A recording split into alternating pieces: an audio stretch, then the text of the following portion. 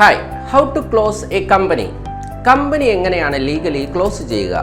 സത്യത്തിൽ ഒരു company form ചെയ്യുന്നതിനേക്കാൾ വളരെ ബുദ്ധിമുട്ടാണ് അത് ക്ലോസ് ചെയ്യുക എന്നുള്ളത്.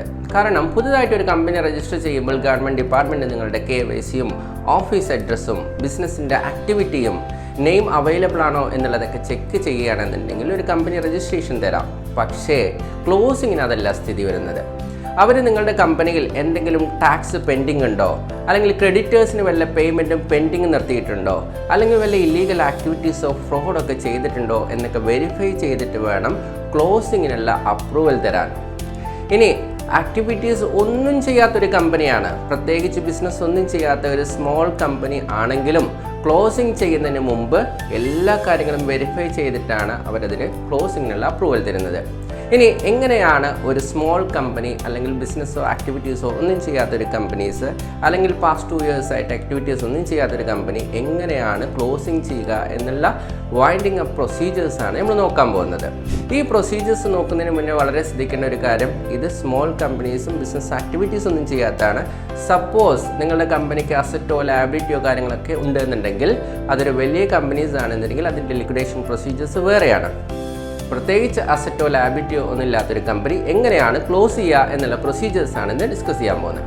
ഒന്നാമത്തെ കാര്യം, ഇൻകം ടാക്സ് റിട്ടേൺ ഫയൽ ചെയ്യുക എന്നുള്ളതാണ്. ഈവൻ ട്രാൻസാക്ഷൻ ഒന്നുമില്ല എന്നുണ്ടെങ്കിലും നിങ്ങൾ ഇൻകം ടാക്സ് റിട്ടേൺ നിർബന്ധമായിട്ടും ഫയൽ ചെയ്തിരിക്കണം. കാരണം അവർക്കറിയില്ലല്ലോ നിങ്ങളുടെ ബിസിനസ്സിൽ യാതൊരു ആക്ടിവിറ്റീസ് ചെയ്തിട്ടുണ്ടോ ഇല്ലയോ എന്നുള്ളത്. റിട്ടേൺ സബ്മിറ്റ് ചെയ്താൽ മാത്രമേ അറിയുള്ളൂ. ഈവൻ ദോ അത് നിൽ റിട്ടേൺ ആണെങ്കിലും സബ്മിറ്റ് ചെയ്യുക.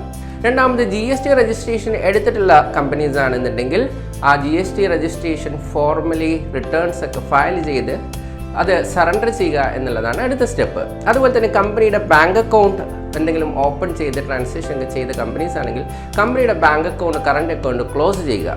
ഇനി അതുപോലെ തന്നെ കമ്പനിയുടെ അസറ്റോ ലയബിലിറ്റിയോ ഒന്നുമില്ല, കമ്പനിക്ക് പ്രത്യേകിച്ച് അസറ്റോ ലയബിലിറ്റിയോ ഒന്നുമില്ല എന്നുള്ളത്, കമ്പനിയുടെ അതുപോലെ തന്നെ കേസുകളും കാര്യങ്ങളോ ഒന്നുമില്ല എന്നുള്ള കാര്യങ്ങൾ ഒരു അഫിഡവിറ്റും ഇൻഡെമിനിറ്റി ബോണ്ടൊക്കെ സ്റ്റാമ്പ് പേപ്പറിൽ എക്സിക്യൂട്ട് ചെയ്ത് ഇത് നോട്ടറൈസ് ചെയ്ത് ആപ്ലിക്കേഷൻ്റെ കൂടെ കൊടുക്കേണ്ടതുണ്ട്. അതുപോലെ തന്നെ അതുവരെയുള്ള സ്റ്റേറ്റ്മെൻറ്റ് ഓഫ് അക്കൗണ്ട്സ് STK 8 ഫോർമാറ്റിൽ ഓഡിറ്ററോടെ സൈനോട് കൂടെ തന്നെ എന്ത് ചെയ്യണം, ആപ്ലിക്കേഷൻ്റെ കൂടെ സബ്മിറ്റ് ചെയ്യേണ്ടതുണ്ട്. ഇനി കമ്പനി ക്ലോസ് ചെയ്യാനുള്ള ബോർഡിൻ്റെ മീറ്റിങ്ങും അതുപോലെ എക്സ്ട്രാ ഓർഡിനറി ജനറൽ മീറ്റിംഗ്, അതായത് ഷെയർ ഹോൾഡേഴ്സിൻ്റെ മീറ്റിങ്ങിലും അപ്രൂവൽ വാങ്ങിയ റെസൊല്യൂഷനും എന്ത് ചെയ്യണം, MCയിലേക്ക് ക്ലോസിംഗ് ആപ്ലിക്കേഷനോടുകൂടെ സബ്മിറ്റ് ചെയ്യേണ്ടത്. ഇത്രയും കാര്യങ്ങളൊക്കെ സബ്മിറ്റ് ചെയ്ത് കഴിഞ്ഞാൽ ക്ലോസിംഗ് പ്രൊസീജിയർ നമുക്ക് കംപ്ലീറ്റ് ചെയ്യാൻ കഴിയും. മിനിമം ഒരു 6 months to 1 year വരയ്ക്കൊക്കെ ഈ പ്രൊസീജിയേഴ്സ് എടുക്കാം ക്ലോസ് ചെയ്ത് കിട്ടാൻ വേണ്ടി. കാരണം ഇത്രയും കാര്യങ്ങൾക്ക് അവർക്ക് വെരിഫൈ ചെയ്യണമല്ലോ.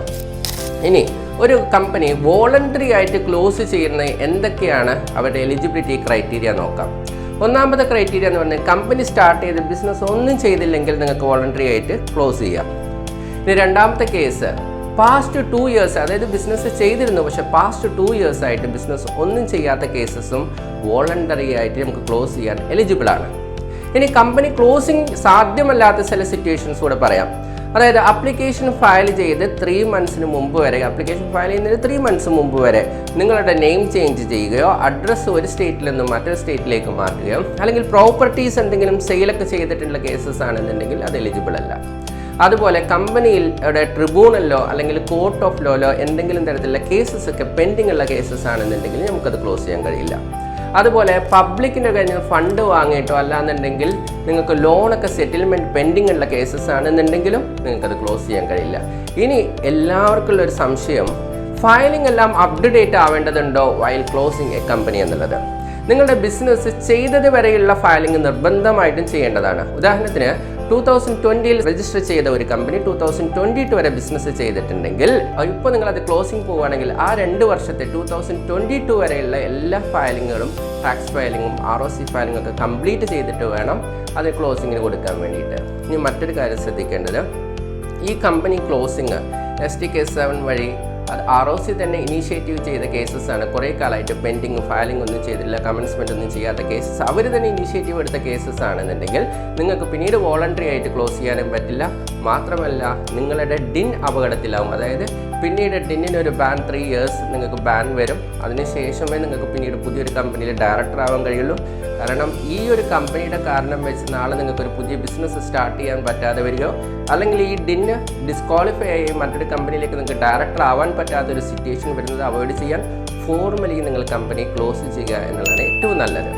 ഇതിനെക്കുറിച്ചിട്ട് നിങ്ങൾക്ക് സംശയങ്ങളോ മറ്റെന്തെങ്കിലും സപ്പോർട്ടോ ആവശ്യമുണ്ടെന്നുണ്ടെങ്കിൽ ഡിസ്ക്രിപ്ഷൻ ബോക്സിൽ കൊടുത്തിരിക്കുന്ന നമ്പറിലേക്ക് വിളിക്കാവുന്നതാണ്. Thank you so much.